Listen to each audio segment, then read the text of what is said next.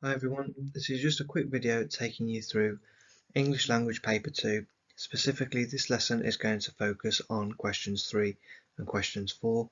This is actually a follow-up video from our previous one that looked at questions 1 and 2 using the same exam paper as well. So if you've already looked at that, then this is going to follow on from it as well.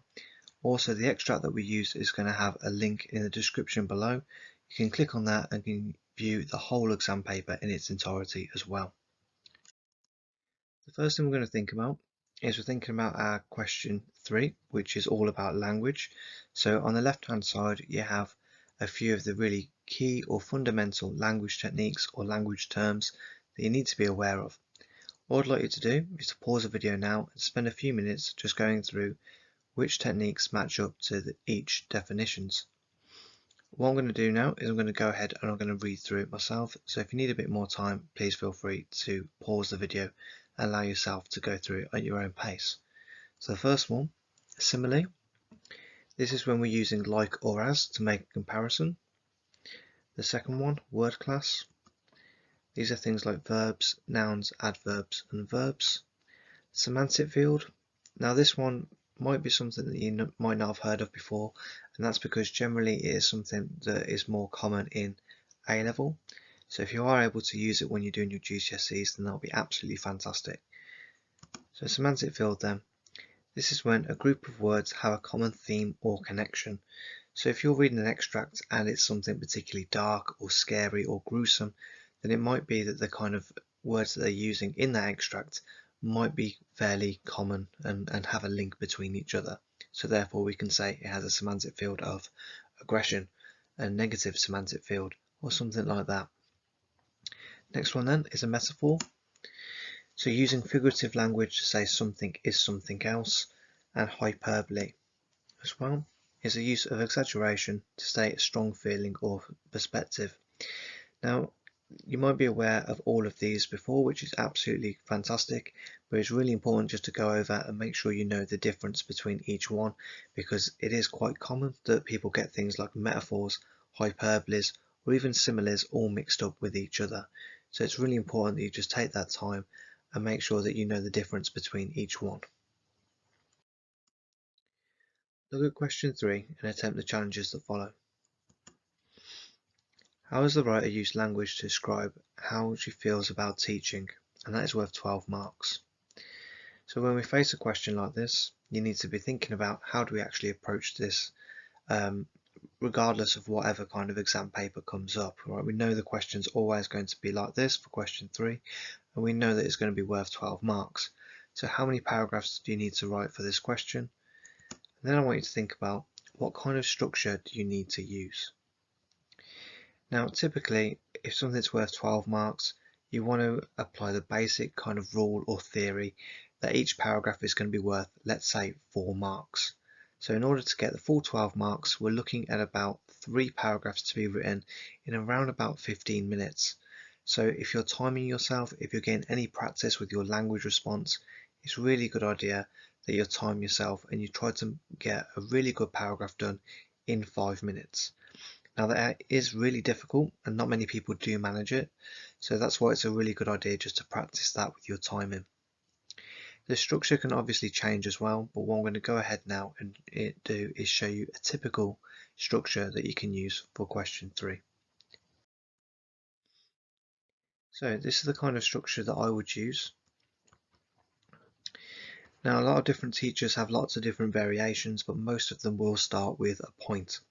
Now when you use your point, it's a good idea just to regurgitate or recycle part of the question and actually use it in your point. Now this is actually a really good idea as well if you're the kind of person who just struggles to actually get started and to know what to put first. Just use part of the question in your point to get your response up and going. The next one, give us some evidence, so identify an appropriate quotation to support your point. The next one, and again your structure might vary slightly from this, which is absolutely fine. Many teachers have different structures that they like you to follow. As long as you're really going through, you're identifying the language and you're analysing the effect of the language in relation to the question, then you should be fine. So author's method.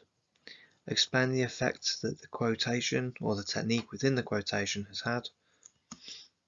Connotation.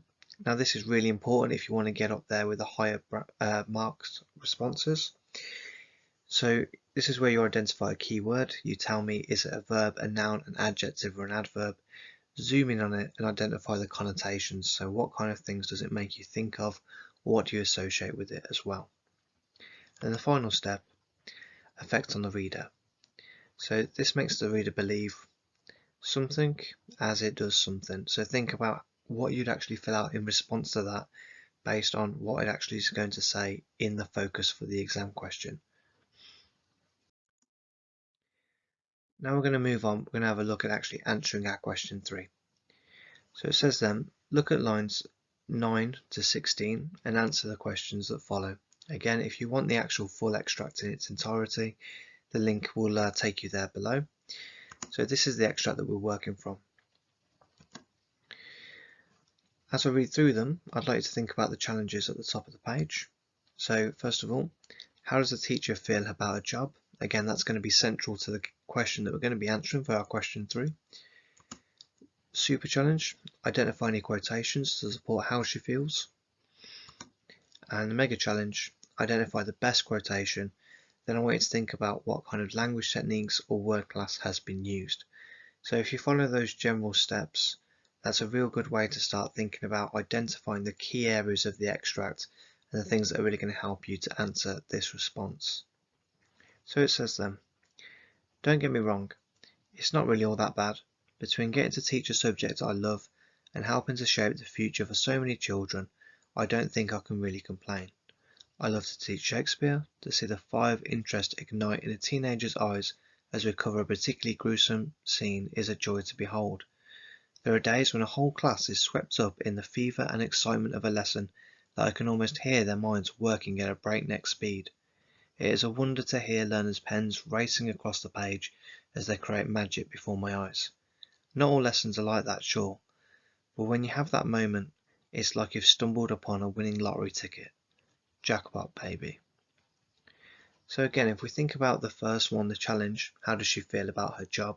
We can clearly see there that she is feeling quite passionate, and she uses very emotive words, very strong, powerful words here, like love in the second line. So don't get me wrong, it's not really all that bad. Between getting to teach a subject I love and having to shape the future for so many children, I don't think I can really complain. If we actually look at the second part of that sentence as well, she's not really shaping their future, not literally anyway. In a metaphorical sense she is, so therefore we've got a metaphor as well. If you think this is a good quotation to use, you could actually extend this and you could say, a subject I love and helping to shape the future for so many children. And the reason why I zoomed in initially on the word love is because that really kind of helps capture for me how she feels about her profession. Love is a really good word to actually zoom in on, a nice easy and straightforward one to zoom in on, especially when we need to talk about the connotations of that keyword as well. So it says then, I don't think I can really complain. I love to teach Shakespeare. Again, we've got the word love, so that's repetition has been used there. To see the fire of interest ignite in a teenager's eyes as we cover a particularly gruesome scene is a joy to behold. Now this is quite an interesting one here. You've got the idea of a gruesome scene. Obviously, if you think about something like Macbeth, for example, it's quite a horrible kind of bloody play. So they're talking about some things that are really gruesome, but at the same time she's saying it is a joy. So we have a strange sense of juxtaposition there as well. Something that normally associated with being quite horrible and quite violent is actually giving her a lot of joy when she's getting that to ignite this interest within her learners. There are days when a whole class is swept up in the fever and excitement of a lesson that I can almost hear the minds working at breakneck speed. It is a wonder to hear learners' pens racing across the page. So I'm going to underline racing across the page. Now pens can't literally race across the page, so you need to think, is it a simile, is it a metaphor? Have they potentially used anything like hyperbole or even personification potentially? Not all lessons are like that, sure, but when you have that moment, it's like you've stumbled upon a winning lottery ticket. Jackpot, baby. There we've got another technique as well. So what I'd like to do is just spend a little bit of time looking through it and thinking, what quotations could I really use in my response? What techniques are there? And what kind of words would I actually zoom in on to help deepen my analysis? Now I've only highlighted a few examples there. There are a few more that you can actually identify as well. So if you want to pause the video and go through it at your own time, please feel free to do so. I'm now going to jump ahead and show you the actual student example to help you actually write your own response. Look at the student response. What kind of mark do you think it would achieve? So again, we're going to have a look through the student example. We've got the question there at the bottom as well, and we're also going to go through and have some feedback from the teacher as well. So just to remind you then, the question is, how has the writer used language to describe how she feels about teaching? So as we said before, when you're generating your actual response and you're thinking about your point, it's a really good idea to use part of the question as the actual start of your response. And that just makes sure that you know that you're actually focusing on what you need to focus on. And it just helps you to get started, because sometimes it is quite difficult just to get the pen on paper at times. So it says then, the writer has used a simile to describe how she feels about teaching. It's like you've stumbled upon a winning lottery ticket. Jackpot, baby. The writer has used a simile to describe the joy she has within her job. In addition, the noun jackpot has connotations of winning, luck, and good fortune. This further exemplifies the sense of enjoyment she gets from teaching. So this is what the teacher said then when they were actually marking the response. So first thing then, the response has made an appropriate reference to the focus of the question, and we can see that there in the point, because it's talking about how she feels about teaching. The candidate has started to show a strong awareness of language. Judicious quotations have been used to support the point. If you're not too sure what we mean by the word judicious, this is an actual term that gets used in the mark scheme quite a bit. This means that the quotation that has been selected is one of the better quotes out of the whole variety of ones that the candidate could have chosen. So that's definitely off to a good start. The candidate has zoomed in and commented on the specific word choice of the writer. Now for me, this is probably one of the most important things to think about when you're doing your response. If you're not actually zooming in, if you're not analysing the actual choice of the words or the language that the writer has specifically chosen, then you're not going to get the top marks available for this question. So it's really important that you do zoom in and explore the connotations as well. In order to improve, the response needs to be at a consistent quality and include 2 more paragraphs. So as we said when we were initially going over this question, we do need to make sure that if it's worth 12 marks, that we're writing 3 good paragraphs in around about 15 minutes. If it's taking you longer than 15 minutes, then you just need to think about, are you really leaving yourself enough time to have a go at the other questions? Because really 15 minutes should be all the amount of time you should allocate yourself for a 12-mark question. If you'd like to use part of this response to actually write your question through, please feel free to do so. We're now going to go ahead and move on and look at question 4. Look at the exam question and attempt the challenges that follow. So again, we're looking at question 4, and typically the question is going to sound something like this. Compare how the writers convey their different perspectives and feelings about their experiences while working in education. Obviously we're focusing on education because that is the main focus of the actual extracts that we've been looking at so far, but this will change depending on the theme or topic of the exam paper.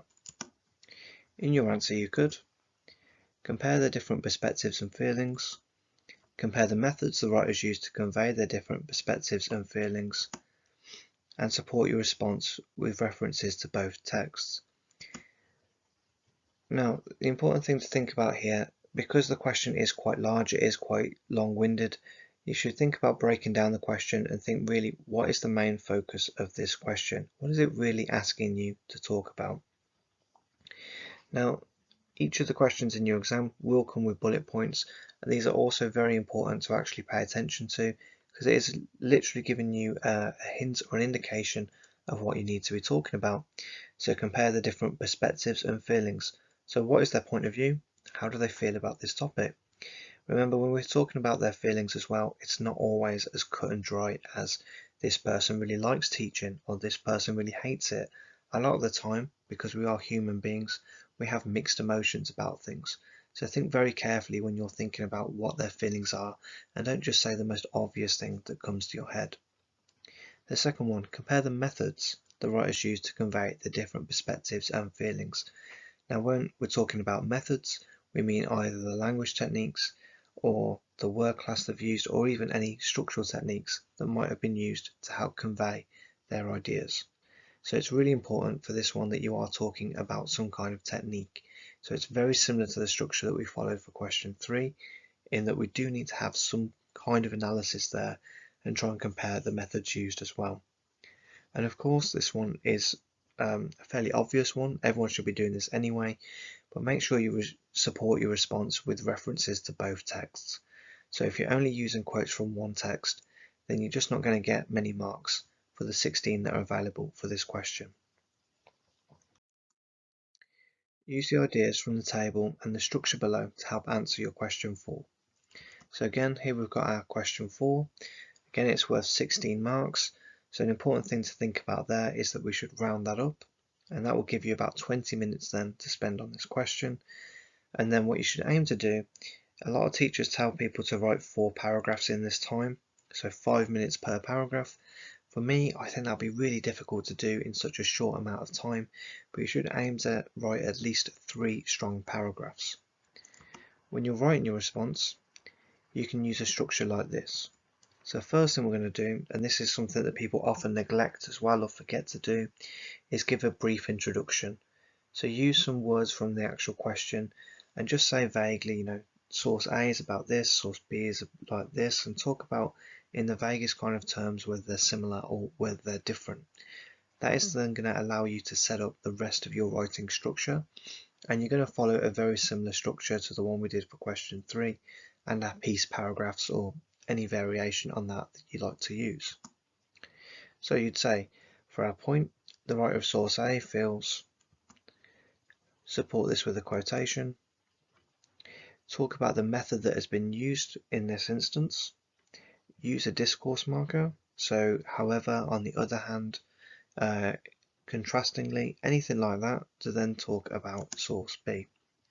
So the writer of source B feels, give a quotation, tell me what method or technique has been used within that quotation, and then it kind of carries on like that. Okay, so again, this structure is not something you have to be married to, but it is still something that is very important to actually help you go through the necessary steps that you need in order to get a decent mark. Now, if you're struggling to start with question 4, because a lot of people generally do as well, then we're going to go through a typical example on the next part of this video. Look at the student response and identify 2 or more ways it could be improved. So what we have here then, a student has actually had a go and attempted their own response for question 4. So it says then, both writers speak about the difficulties while working in education. In source A, the teacher speaks both about the positives and negatives of teaching, while the teacher in source B has purely negative views. So first of all, what we should be thinking is, are they actually answering the question in an appropriate way? And of course, that's a really good thing to think about, because you want to be writing kind of a bit of an introduction or a thesis at the start of your writing. And we can see there very clearly that the candidate is going to talk about source A and also about source B. So that's a good thing for the examiner to see, because they know that you're going to start actually comparing these 2 texts. They've also very nicely talked about the topic, which is obviously about teaching, and clearly shown that you understand that the one in source A is more positive, while the one in source B is largely negative. Now this is fine to start off with. We would hope that in the rest of the response they zoom in on these ideas a bit more. Simply saying that one is positive and one is negative isn't really enough to get you a really high mark, so we hope that they get a little bit more in depth or a little bit more critical in how they understand the viewpoints and perspective of each writer. The next part then. In source A, the teacher describes the difficulties of teaching through the use of juxtaposition. One such bittersweet experience was when I met Jamie Savage. This shows that she is both happy and saddened by having to teach badly behaved students. Now on the surface this seems like quite a good start to the response. They have mentioned a technique we can see there as juxtaposition, and we can see they've supported it by what we'd refer to as a judicious quotation, which is, "One such bittersweet experience was when I met Jamie Savage." Now I'm highlighting this in blue because it's actually one of the things that we'd like to address in terms of improvement. Yes, juxtaposition is a really good technique to be able to use. If you can identify it in an extract, then that is really helpful. However, the quotation hasn't got juxtaposition within it. It is in fact an oxymoron. Now these are two techniques that people get confused with quite a lot. Juxtaposition is when you have a really big contrast, like good versus evil, or something like that. It was the best of times and it was the worst of times. As opposed to this one, bittersweet is an oxymoron. So that's things like deafening silence. This is where we've got a contrast that is placed much closer together. So unfortunately, the candidate is going to lose out on some marks because even though they've got quite close with the technique, they haven't correctly identified the method used by the writer. If we think about how the rest of this response has been structured also, we can see that it is lacking quite a bit of analysis. So it's clearly done a point. In source A, the teacher describes the difficulties of teaching through the use of juxtaposition. They've supported it with a quotation, but the explanation is really lacking. This shows that she is both happy and saddened by having to teach badly behaved students.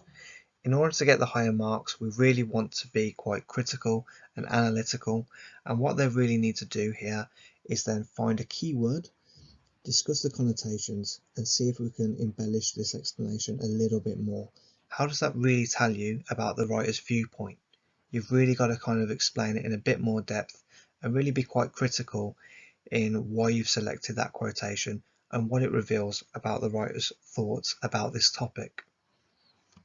The next part, in source B, however, so straight away there, good thing to see is that they are using a discourse marker because they are making a comparison. So in source B, however, the writer has used interest and adjectives to show the difficulties he experienced. Now, a lot of people think that just talking about things like adjectives or another word class is not necessarily going to get them many marks, but it's still analysing a method or even a language technique that's been used by the writer, so that is still fine. So the quotation it's used to support this then, the despicable youths that are thrust upon the unsuspecting educators.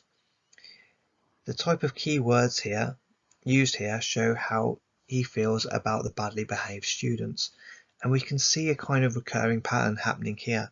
It's writing in a very similar style to the first part of the paragraph and really not having any additional analysis. If you are going to point out the interest and adjectives, once you've done your quotation, you then need to zoom in. So which words are the interesting adjectives? This is really quite a long quotation, so you need to actually pinpoint that you know which words are adjectives and which words are not. It's also missing out on a really good opportunity. Think about a word like thrust.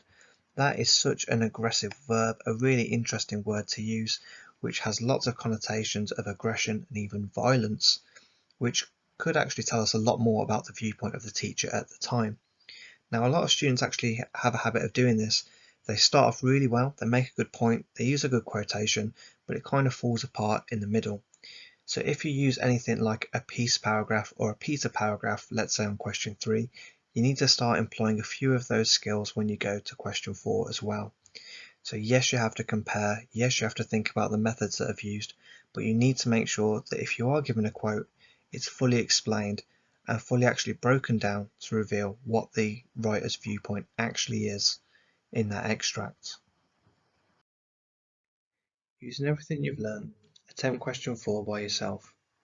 Now, if you remember, this is our question there on the left-hand side. So compare how the writers convey their different perspectives and feelings about their experiences while working in education. Again, we really need to pay attention to the bullet points here because it is giving you a guide and advice on what to focus on. So compare the different perspectives and feelings, compare the methods the writer used to convey their different perspectives and feelings, and of course support your response with references to both texts. If you're still struggling with this, if you'd like a little bit more guidance, is think about what we've just went through in the previous part of the video, and in your response remember to write an introduction where you clearly state the difference between the two texts.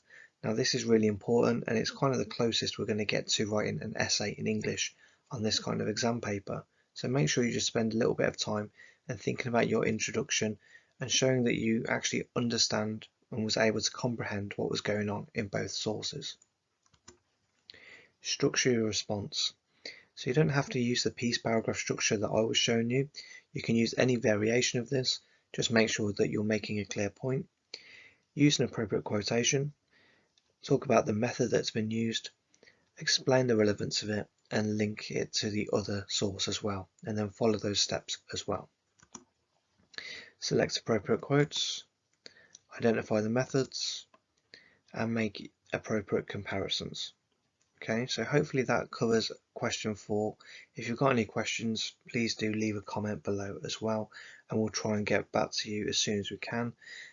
If you're someone who struggles on, let's say, things like word class, we're going to go through that bit now.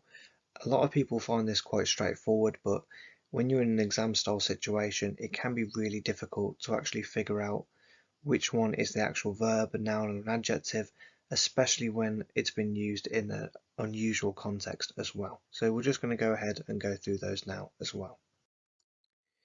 So familiarise yourself with the different forms of word class. So we have 4 main types, and the first one we're going to look through is a verb. So a verb is a doing word. Verbs have traditionally been defined as words that show an action or a state of being. Typical examples are things like run, jump, hear, listen, see, look, taste, laugh, and shout. So anywhere that really connotes an action would be a verb. An adverb. Now I've included these two together because a verb and an adverb are quite closely related. They usually follow one another. So an adverb is a word that describes a doing word in more detail, kind of adds to the verb. So it adds more information to verbs to help us understand the way the verbs happen. So for example, he laughed loudly, he walked quickly, and he yawned widely. Now a lot of teachers will tell you that you can identify an adverb because it ends in ly. Now while this is a good thing to think about if you're a little bit unsure about word class, that's fine, but it's something you should think about carefully as well, because not all words that end in ly will be an adverb. So just double check it and see if it actually adds to the verb and whether it actually tells you how the verb is being actually carried out. Next one. So we have a noun, which is a person, a place, or a thing. And there are 3 different types of nouns. If you can be more specific when you're actually analysing the word class within a quotation, then that's more likely to get you a few more marks because it shows you have a deeper understanding of not only the language but also the methods that the writer has used as well. So you have a proper noun, so things like names, so a person, a place, or a business. So we've got Harry, Netflix, and Bristol. There'll be a few examples there. Concrete nouns, so these are things that you can actually touch, so a chair, a house, and a pen, so typical kind of things that are physical objects. Abstract nouns, so the name of something that can't be physically touched. This one's a little bit more difficult, so it's things like love, friendship, spirituality, faith, a lot of these things that we can't actually grasp hold of, but they're still there nonetheless. And then we have an adjective. So an adjective is a describing word. A lot of the time when we're zooming on our keywords, more commonly it's going to be an adjective that you're going to be coming across. A lot of different examples we could have for adjectives, so it's things like happy, sad, annoyed, pretty, busy, rough, smooth, and red, things like that. So hopefully you get an idea for that. So this is all important when you're thinking about your real questions where you're trying to be very analytical. So we're thinking about our question 3 and our question 4 when you really need to break down a quotation and zoom in on those keywords and talk about the relevance of that word and why it's been used by the writer. If you need any additional support or help, the new videos will be added every single week. Alternatively, please leave us a comment below, like and subscribe, and we'll try and get back to you as soon as we can. If you still can't find anything to help with a specific topic that you're after on this channel, then please do check out our partner channel Bookworm Teaching for more lessons and guidance on all things English. Thanks ever so much for listening, guys, and best of luck with all of your exams in the future. Goodbye.